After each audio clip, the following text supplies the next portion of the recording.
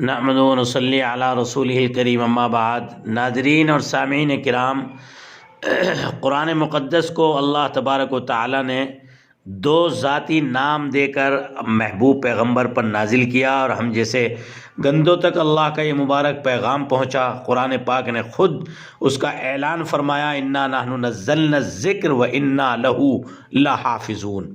اس نصیحت نامے کو ہم نے نازل کیا اور اس کی حفاظت کے ذمہ دار بھی ہم ہیں۔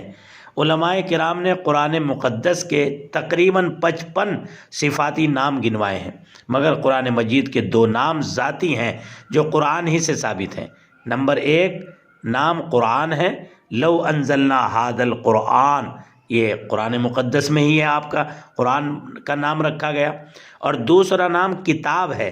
جب آپ اللہ کے کلام کو پڑھنا شروع کریں گے تو سب سے پہلے آتا ہے ذالک الکتاب لا ریب فیہ انہ لقرآن کریم فی کتاب مکنون۔ یہ دونوں نام ہمیں پیغام دے رہے ہیں کہ قرآن مقدس کی حفاظت کے دو طریقے ہیں۔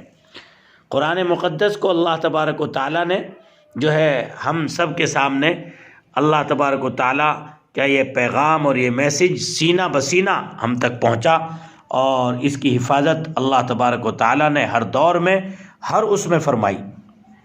اور آج کے اس ویڈیو کو ریکارڈ کرانے کا بنیادی مقصد ہے دو پیغام دینا۔ ایک پیغام ان ناہنجاروں اور اللہ کے مبغوض اور دشمنوں اور گستاخی کرنے والوں کے نام، ان کے نام سالم اشرف قاسمی کا یہ پیغام ہے کہ قرآن کریم کی گستاخی کرنے والوں سنو، پھونکوں سے یہ چراغ بجھایا نہ جائے گا، چونکہ خدا کا قرآن کہتا ہے یریدون لیطفئوا نور اللہ بافواہہم واللہ متم نورہ ولو کرہ الکافرون۔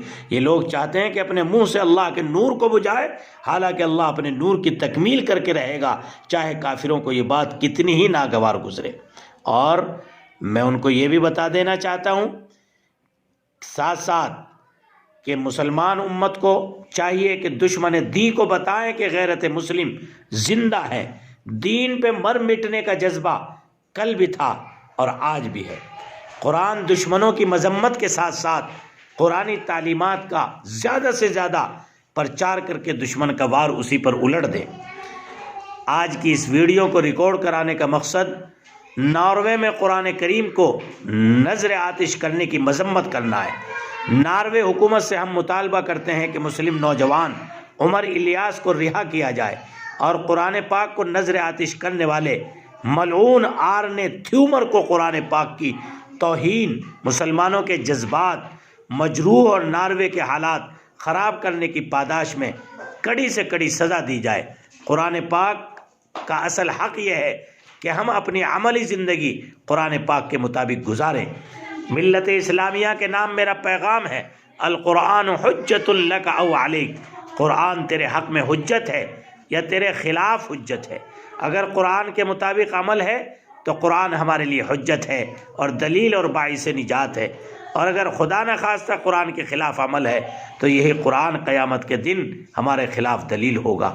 لیکن یاد رکھو، دشمنان اسلام کو میں یہ واضح طور سے پیغام دینا چاہتا ہوں کہ یہ قرآن مقدس وہ اللہ کا عجیب انعام ہے کہ اس کو آپ اس دنیا سے نہ مٹا سکتے ہیں، نہ ختم کر سکتے ہیں، نہ اس کے یاد کرنے والے اور پڑھنے والوں کو آپ دنیا سے ختم کر سکتے ہیں، اس لیے کہ اس کی حفاظت کا وعدہ اللہ نے اپنے قرآن میں فرمایا، اور جب حفاظت کا وعدہ فرمایا تو اس کے پڑھنے والے بھی محفوظ رہیں گے۔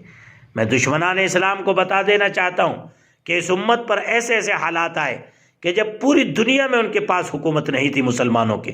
تاتاری فتنے کے دوران بغداد کے اندر ایک دن میں 2 لاکھ سے زیادہ مسلمانوں کو تہہ تیگ کیا گیا۔ دریاؤں کے پانی کا رنگ سرخ ہو گیا۔ دریائے فرات اور دریائے دجلہ میں اتنی کتابیں ڈالی گئی کہ 1 مہینے تک پانی کالے رنگ کا ہو کر چلتا رہا۔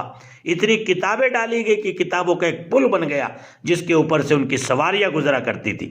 دریا میں کتابوں کا پل بن جانا کوئی چھوٹی بات نہیں، کتنی کتابیں ڈالی گئی ہوں گی۔ لیکن دشمنان اسلام سمجھ لو یہ نور کا خزینہ ہے، یہ اللہ کی ذات سے نکلا ہوا کلام ہے۔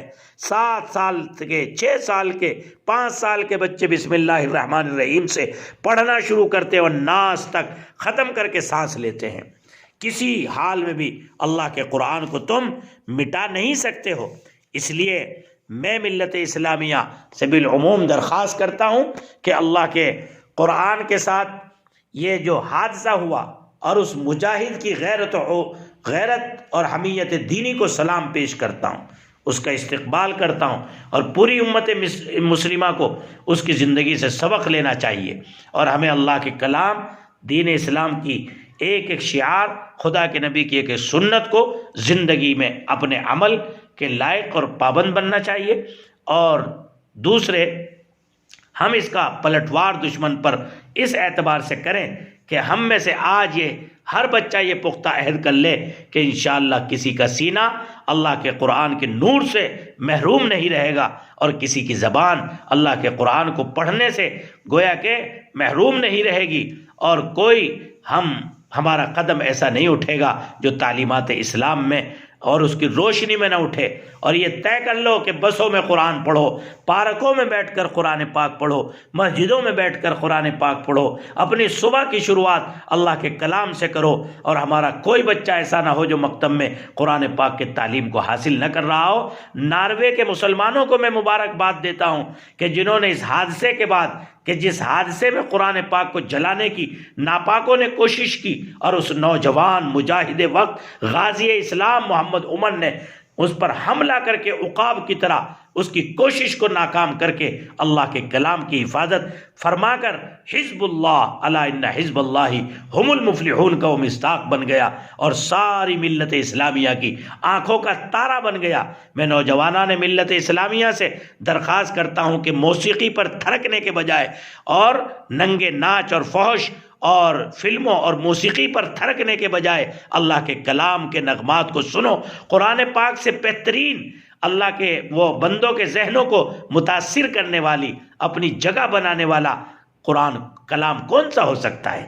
اس لیے اللہ کے واسطے اپنی زندگیوں کا مشغلہ بنائیے بہترین قرآ کا قرآن سننا، بہترین ویڈیوز، آڈیوز اور کیسٹوں میں خدا کے قرآن کو سننا، گھر گھر اس کی روشنی کو عام کرنا، یہی صحیح خراج عقیدت ہوگا۔ اور اس نوجوان کے لیے دعا بھی کیجیے، اور ہم ناروے کی حکومت سے درخواست کرتے ہیں کہ اس کو رہا کیا جائے، اور ان ظالموں کو جنہوں نے وہاں کے امن کو تار تار کیا انہیں عبرتناک سزا دی جائے۔ وآخر دعوانا ان الحمد للہ رب العالمین۔ السلام علیکم ورحمۃ اللہ وبرکاتہ۔